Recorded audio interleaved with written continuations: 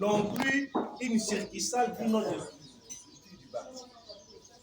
Donc, quand vous voyez la Ligue des jeunes, quand vous voyez la Ligue des femmes, quand vous voyez la CEP, et quand vous voyez le code du parti, de la même manière, vous devez voir aussi la commission égale.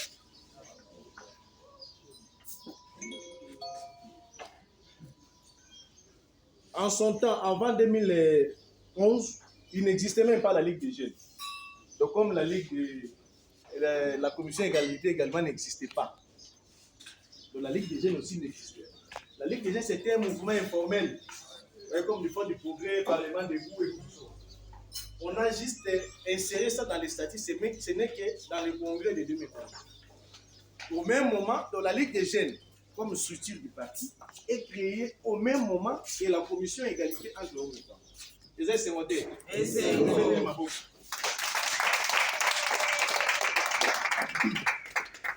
Voilà.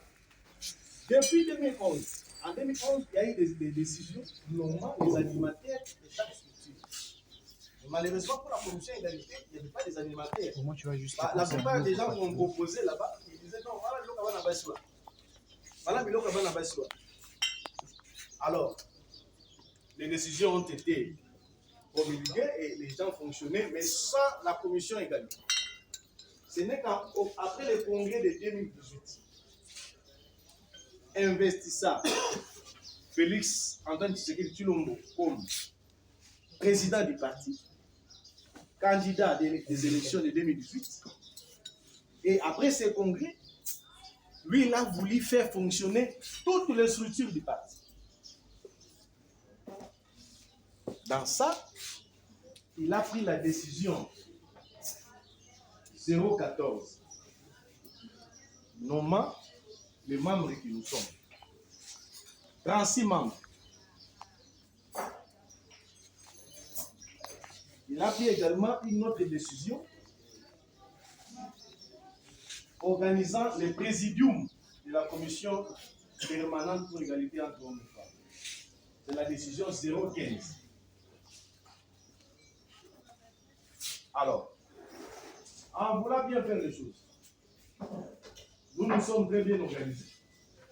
Mais il y a eu un moment que nous avons constaté que la commission égalité, il y a certains membres qu'on avait nommés qui n'étaient que des figurants, on ne les voyait même pas.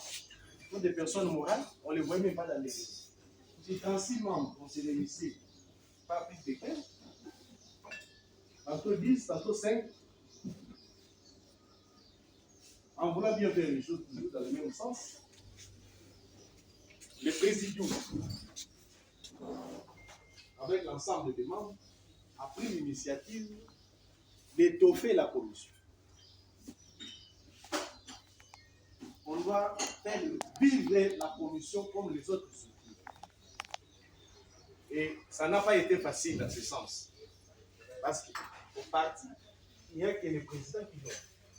Mais cette fois-ci, nous-mêmes, on a nous donné le pouvoir de faire nommer des cadres au sein de la commission.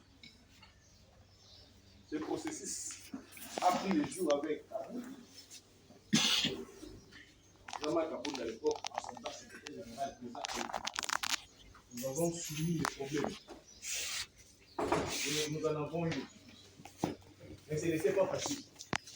Avec l'époque, certains membres, certains cadres de parti ne voulaient pas que la commission égalité soit comme les autres structures. On dit non, vous êtes une commission, vous n'avez pas une vocation de devenir vaste comme les autres structures du parti. Vous devez vous limiter seulement dans le nombre que vous êtes. Nous avons été nommés pour faire fonctionner cette structure. Mais en voulant bien faire les choses, nous voyons que nous sommes limités. Nous nous sommes dit non, nous devons compléter les membres. Il en est le même président de la République quand il est de... Comment étendre la structure si vous devez de la République démocratique du Congo alors que nous sommes moins de 20 personnes? La RDC a 26 provinces. S'il faut compter en termes de fédération, nous sommes au-delà de 100 et quelques. 150, 160 et quelques. Comprenez alors. en voulant bien faire les choses, nous nous sommes dit, nous devons créer des fédérations. La fédération, certaines personnes au sein du parti n'ont pas voulu la dénomination de la fédération. Quand le CG Kabouy est venu, il a pris les affaires. Nous sommes allés le voir à nouveau pour lui proposer notre ressource. Nous voulons étendre la commission. On a eu les coulisses. Étendre la commission. Et cette fois-ci, il n'est pas appelé fédération.